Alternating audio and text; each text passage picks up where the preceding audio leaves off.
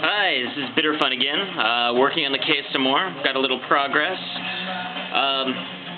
Doing my work to Abney Park, Airship Pirates playing at the moment. If you don't know who they are, check them out online. Little steampunk band from Tacoma, Washington. Not the best band in the world, but still put out some pretty good music.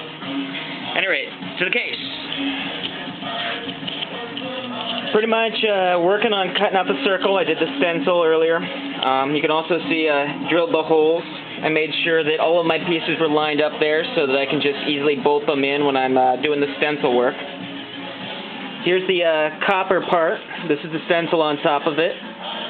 Everything that you see black will be copper. Everything open there will be cut out, and I'll have a kind of a milky white glass behind it with a backlight to kind of give it that whole Big Ben feel. So I had some comments about my tools last time and all the wonderful tools. I really wish that were true.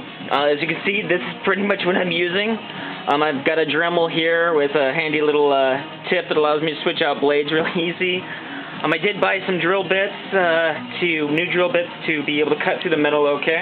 Other than that, there is my tools, the power drill, the roto tool, and we have a big thing here full of gears that I'm still playing with.